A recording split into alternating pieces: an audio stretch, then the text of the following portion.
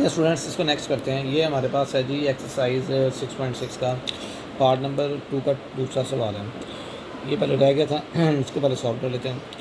अब देखिए सबसे पहले मैट्रिक्स बनाएंगे, इसके आगे बना लेते हैं, हमारे पास स्पेस है। वैसे आपने नीचे बनाना है 3 2 सॉरी गलत हो गया। कैसे जी? क्योंकि देखें पहले आपने देखा एक्स और वाई है, लेकिन नीचे एक्स और वाई साथ साथ नहीं है, तो नीचे वाली रकम को इसको सही बैलेंस करेंगे। ये 3x को ज़रा पहले लिख लें और y को बाद में लिख लें, -3x हो जाएगा और +2y हो जाएगा। ये टर्म पहले लिख ली और इस टर्म को आपने बाद में लिख लिया। अब आपके पास बन गई पहली इक्वेशन है 3 2 और दूसरी क्या बन गई -3 और 2, और x आता है पहले, फिर बाद में क्या आता है y, और इधर क्या आएगा, ऊपर आएगा 10 और नीचे क्या आएगा -4। कोई प्रॉब्लम तो नहीं है यहाँ तक? अच्छा जी, अब देखिए अब आपको पता है इक्वेशन क्या थी हमारे पास, x is equal to adjoint a over a का डिटर्मिनेंट और या मक्ता और इधर b, ये थी। आपको ये कैपिटल x है, आपको पता मुझे कैपिटल x स्मॉल x और y के बराबर है। अब देखिए सबसे पहले a का मक्ता ले लेते हैं। a के मक्ते के लिए बच्चे हमें क्या करना पड़ेगा, 3 -3 2 और 2 लिख लिया। सबसे पहले मक्ते का लेने का तरीक़ेकार क्या था, मॉड का 3 को किससे मल्टीप्लाई करना है, 2 के साथ। आपने इधर से मल्टीप्लाई करना स्टार्ट करना है, ठीक है, दरमियान में माइनस और 2 -3। आपने जो पहली कोशिश करनी है वो ये करनी है कि आपके पास कैलकुलेटर लाजमी हो, क्योंकि अगर आपने खुद किया ना तो बच्चों आप लोगों ने मसला उसमें मिस्टेक कर देनी है। 3 को 2 से करेंगे 6 आ जाएगा, ये माइनस है, माइनस माइनस क्या आ जाएगा +6, तो ये ऑटोमेटिक इसके इक्वल आ गया 12 के। तो ये हमारे पास बन गया mod of a is equal to 12, तो ये 12 के इक्वल हमारे पास आ जाएगा, ये बन गया, तो ये 12 हो गया। अब आगे चलते हैं अर्जाइंट ऑफ ए। तो हम अर्जाइंट के लिए भी कोशिश करते हैं कि यहाँ पे थोड़ी स्पेस करके अर्जाइंट ऑफ ए भी लिख लें। अर्जाइंट ऑफ ए कैसे लेना था हम लोगों ने, हमें पता था इन दोनों के क्या होंगे, जगह तब्दील होगी और बाकी दोनों के साइन, इन दोनों की जगह 2 आ गया, ये 3 आ गया और ये +3 आ जाएगा, ये -2 आ जाएगा। अर्जाइंट भी आपके पास हो गया। अब आगे चलते हैं, आगे हमारे पास फार्मूला है x is equal to अर्जाइंट A.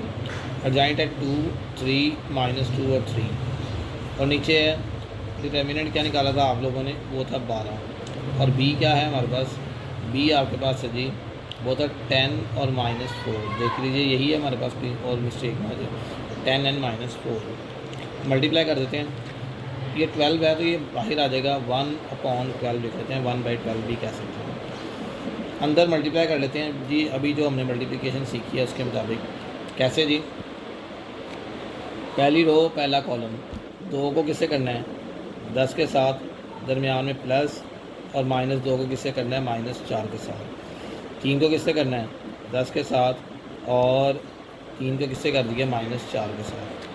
Sorry नीचे रो 3 को 10 से और 3 को -4 से। बाहर 1/12 एज इट इज़ रहा, और अंदर मल्टीप्लाई करते हैं, 20 आ गया +8 आ गया, नीचे देखिए 30 आ गया -12 आ गया, 1/12। 20 और 8 कितना हो गया 28। 30 में से करेंगे ये माइनस करेंगे अगर 12, तो ये आ जाएगा 18। कोई मसला तो नहीं आता। अब आपने इसको किया, अब आप इसको अलग अलग डिवाइड कर देंगे। आपको पता है कि 28 अलहदा 12 पे डिवाइड होगा, 18 अलग 12 पे डिवाइड होगा। अब आपने डिवाइड किया तो देखिए क्या होता है, ऊपर आ जाएगा 2 के टेबल पे, ये 2 के टेबल पे जाएगा, ये इसको डिवाइड करें 2 6 12 और ये 14 आ गया, ठीक है। और नीचे वाला 12 है और 18 है, 6 2 था और 6 3 था आ गया। नीचे वाला 3/2, ये मज़ीद नहीं हो सकता, ऊपर वाला मज़ीद हो सकता है। मज़ीद 2 के टेबल पे करेंगे, ये कितना आएगा, बल्कि आप डायरेक्ट 4 के टेबल पे कर लें तो आपको आसानी बन जाएगी। 4 3 12 और 4 7 था, ये 28 हो जाएगा। इस तरह कर लें, नहीं तो कैलकुलेटर भी कर देते हैं डिवाइड, आप कैलकुलेटर पे भी कर सकते हैं। 7/3, ये मज़ीद नहीं होगा। अगर ये पॉइंट्स में जा रहा हो तो आपने कोशिश करनी है ऐसे ही लिखें, x और y हो जाएगा ये, तो x किसके इक्वल आ जाएगा हमारे पास 7/3 के, और y बराबर आ जाएगा 3/2 के, ठीक है जी।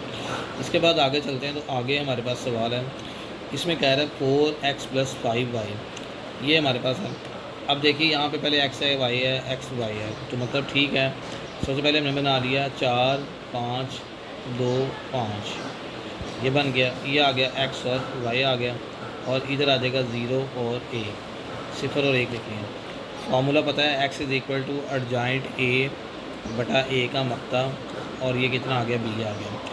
आपको मालूम है पहले हमने ए का मक्ता निकालना है। ए का मक्ता क्या निकलेगा, ए का मक्ता आता है 4 2, ये दीवारें उसकी सीधी कर लेनी है, मतलब ये साइड ब्लॉक सीधे कर लेने हैं। तो आपको मालूम है 4 को किससे मल्टीप्लाई करना है, 5 से, और दरमियान में -2 को भी 5 से। 4 को 5 से मल्टीप्लाई करते हैं तो कितना आता है 20, 2 को 5 से करते हैं 10 आ जाएगा। तो ये हमारे पास मक्ता आ जाएगा जी 10। ठीक है, इधर आगे चलते हैं। इधर देखिए एडजॉइंट ले लेते हैं। इसमें ये पेज का एक हमने डिवाइड कर दिया 2 हिस्सों में। तो एडजॉइंट ऑफ एक वो क्या आता है हमारे पास, एडजॉइंट ऑफ एक का मतलब क्या होता है कि इन दोनों की जगह तब्दील होगी, ये और ये 5 और 4 हो जाएगा, और यहाँ पे क्या आएगा -2, इन दोनों के साइन तब्दील हो जाएंगे। ठीक है जी। अब आप फार्मूले वैल्यू पुट कर दें, जो आपके पास ये वाला फार्मूला है, x is equal to adjoint A. Adjoint A की वैल्यू क्या है, 5 -2 -5 और 4, ये आ गया। इसको ज़रा थोड़ा रिमूव करके सही कर देते हैं। तो ये आ जाएगा हमारे पास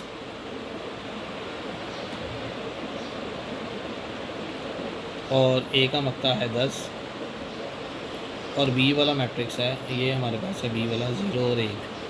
लेकिन जी बहुत ही आसान काम है ये। इसको मल्टीप्लाई कर लेते हैं। यहाँ पे चाहे कैपिटल एक्स और स्मॉल एक्स और वाई लिखते हैं, इधर इसको 1/10 लिख लें। ये बात याद रखिएगा, बहुत ज़्यादा स्टूडेंट्स ये गलती कर देते हैं। ये जो 1/10 आना होता है ना, यहाँ पे बहुत ज़्यादा स्टूडेंट गलती क्या करते हैं, ये इक्वल का साइन डालना भूल जाते हैं।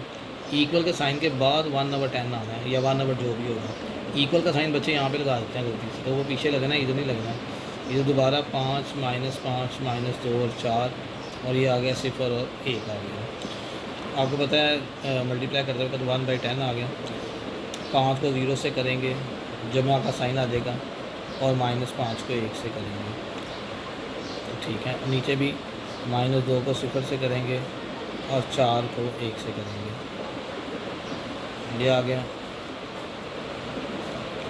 अब आगे चलते हैं। तो आगे हम देखते हैं यहाँ पे कि 1/10 आ गया, और ये आ जाएगा हमारे पास 0 को 5 से करेंगे 0, -5, नीचे भी 0 और जमा 4। ठीक है।